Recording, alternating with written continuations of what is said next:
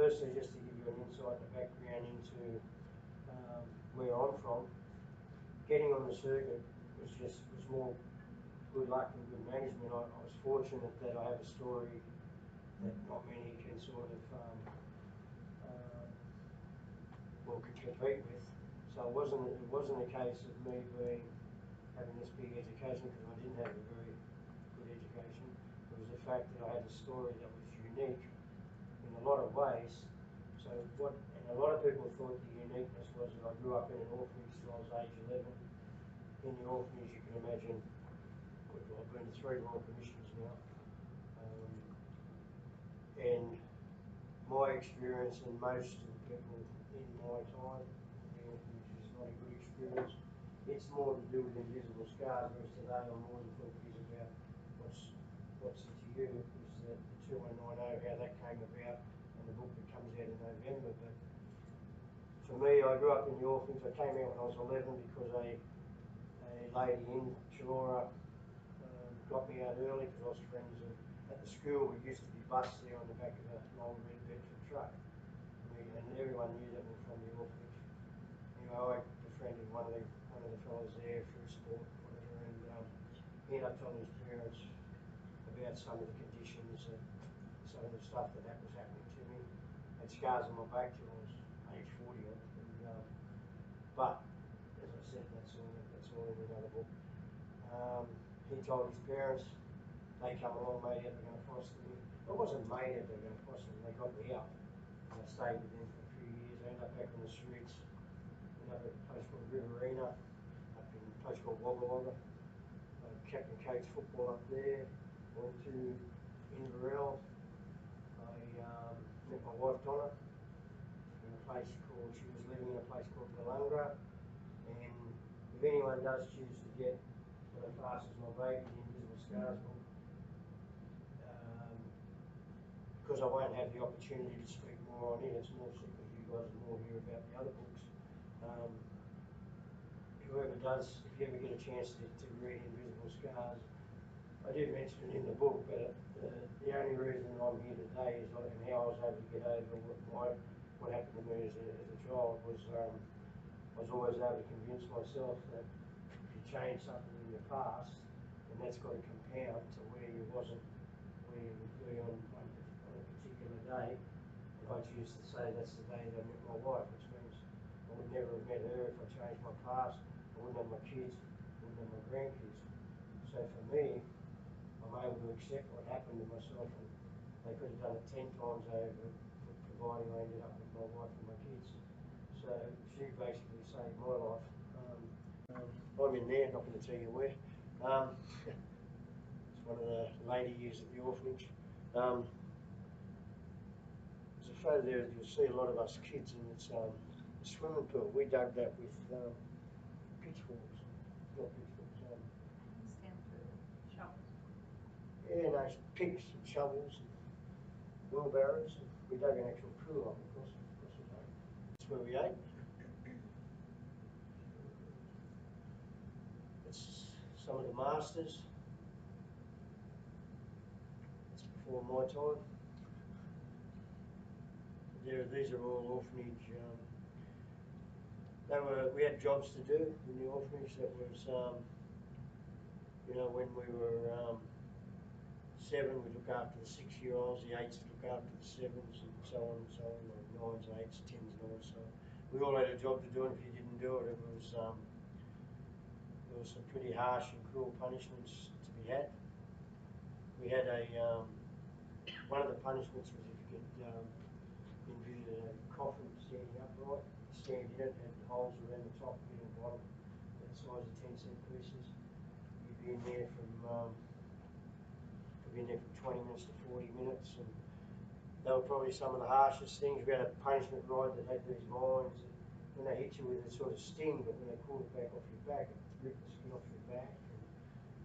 And then I had one kid, which is probably the hardest for me to have. A lot of the talks I do, and I have to go into it because I do a lot of lectures and talks for social welfare for unis and TAFEs.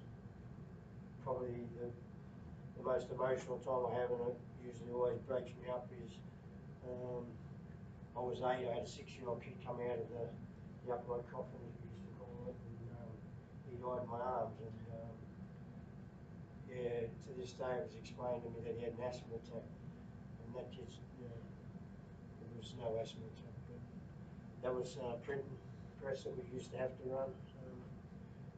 But we all had jobs that had to be done, and I didn't have a problem with the masters, and especially for food. People say, "Did you starve?" We never starved. We never ate the conventional foods. It was always stews and porridges, and there's a lot of foods I won't touch today. And the other reason I'm going into this now is to give you the difference of, for me, what it was like to go from this living to Greenacre Chullora, and why that book was important to me, and why the next book became important. But we had things like these masters who were supposed to be trust, that had to be left with jobs to look after us, who we shouldn't have been scared of, and they'd have things that what they considered a joke. I might have my bowl of porridge and be walking back in it, or whatever it was, and the master would trip me over, and then I'd go to scoop it back and he'd kick it away again, and he'd say, "If you're hungry, eat it off the floor." Now, that didn't worry me. What worried, like if he did that out of some sort of, that he didn't like me or a punishment, that's fine. But he did that with a smile and a funny ha-ha, and the other masters around are laughing at him. And my thing is, how does that constitute humour? I don't see me on the ground having to eat my food from the floor. I don't see as humorous at all, and that's what upsets me. And obviously, the stuff that happened to me from the sexual point of view, and that is something that I had to live with. And like I said, the way I got through it was, I'm here today because of that lady there, and because of my kids and my grandkids. If it wasn't for my wife, I wouldn't be here. Then I've got mates that didn't make it, and it was later on in life where it got to them. But basically, the orphanage life was neither. People say, like with these royal commissions, why I don't want to see one of these masters go to jail.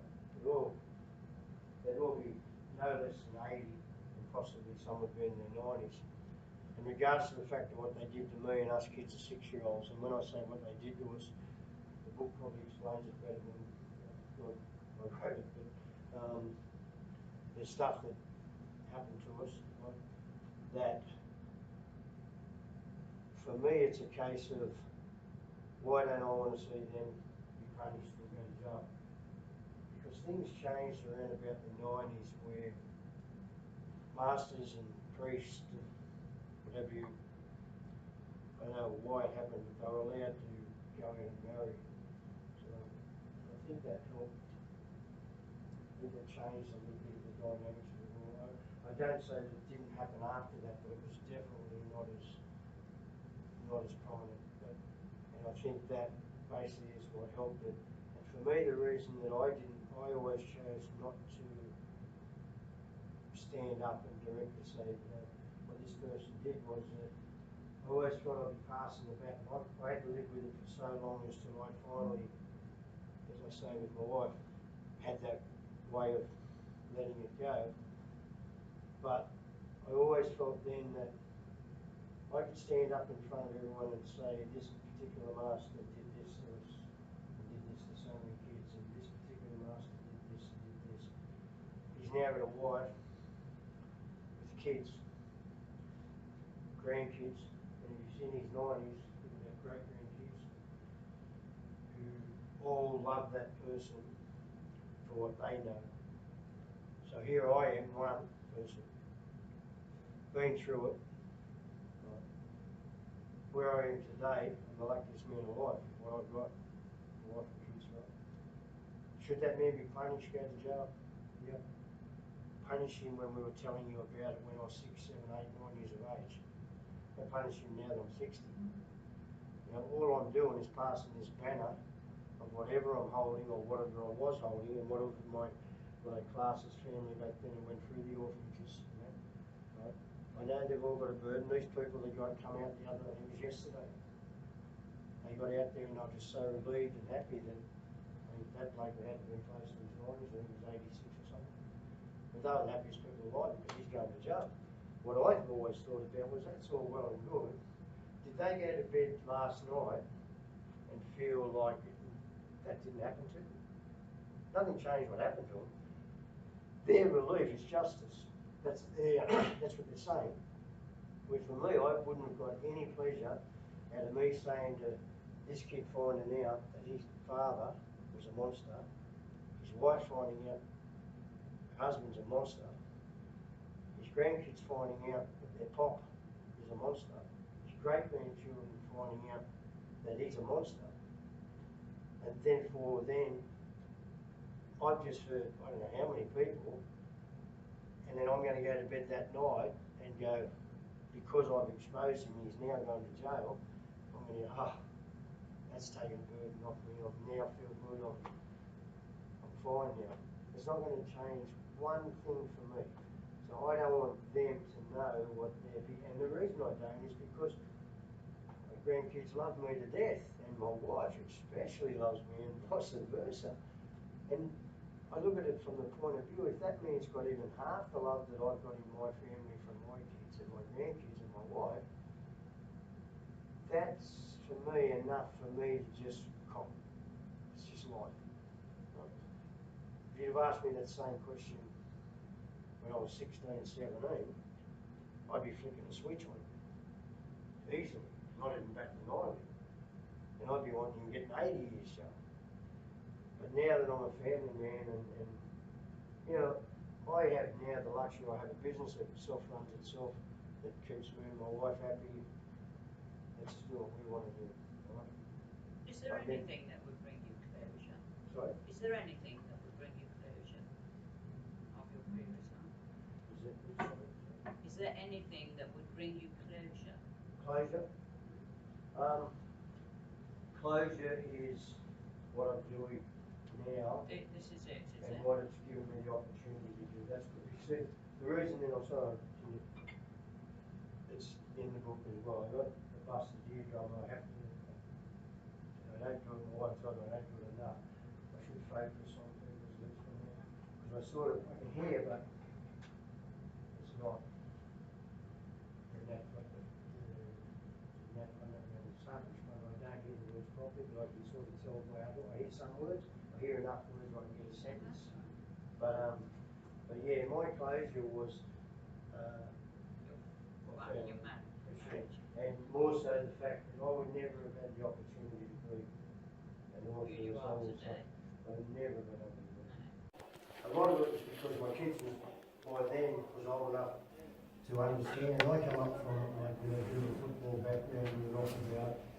My kids have always looked up to me in terms of being able to protect them and my wife.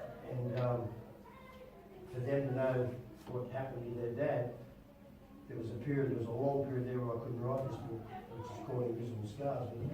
And that was because of some of the things that happened to me that they would have thought, geez, that couldn't possibly happen to Dad, because that's just used to be kind of like I play football sides, I play for Australia in the Masters, I play rep football, I play grade, and so they don't sort of, you know, their mind doesn't go take into account, you know, things like sexually, things that happened to me, some of the stuff, the beatings and that, they were too young to understand.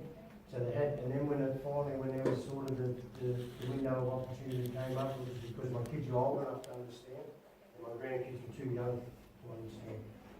And in 1980, Ray Martin, when I came out of the orphanage, I found out that I had brothers and sisters, which ended up being 32 brothers and sisters. No twins, just 16 boys, 16 girls. They're five, all but 5 are from my mum and dad, the other 5 are half brothers, half sisters. And Ray had always asked me, every time I caught up with him, he'd say, have I written the book? Have I written? I said, no, mate, no. And then I finally wrote the book. But as I said, when we go into the next part of, like after, you know, we'll go for a break or something, we go into the next part, which probably will interest you more. How are we, folks? As you know, we met up here earlier on, a few hours ago, and I got each and every one of your names. What are we? I think there's about 30 of us here, something roughly, something like that. I don't think there's only about 24 or 25 of us. What are the chances of me correctly getting your name right after only meeting you once and finding getting to hear your name once? Is not very likely correct. No, you're wrong. I will do it. And I will prove it to you. And I'm going to prove it at this point. I'm just going to randomly. Harry, you can sit down, mate. Thank you. Diane, you take a seat, please. Sue, you take a seat, please. Carol. Yeah. June, did you take it? I'll come back to you. Diane as well. That's what confused me. Two Dianes. Yes, I'll get you to sit down. Hello, Susan. How are you? Rachel, how are you? I haven't seen you for a while. Okay, I'll get you to sit down. Jimmy, how are you, mate? Good to see you, Nicola. At least it's 9 o'clock this morning. Hey, Sally, how are you? Trish, how are you, Trish? Carol, how are you? Carol and Coral, together. Brilliant, how are you? I'm not sure. John, same name as well. I should have remembered that. Thank you. Oh, I think I'm going to forget Sally. Let's sit down. How are you, Phil? How you doing, mate? I'll get you both to say that you're confusing me. I'm trying to.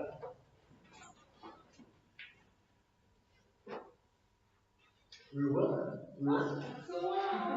Thank God for that. I was thinking myself, why am I getting Ruella? And I was thinking, Rebella, and then I'm thinking that's a needle name, Ruella. Yeah, sorry about that, brother. Yes. Right then. Again, another Diane, I'll get you to sit down. Zena? Yes, Zena, thank you. Now, you two who have got me stuck, are you ready to your way to home? Thank you, I'll get you to sit down. And, of course, Regina. That's it. Thank you. Thanks, guys. Thank you.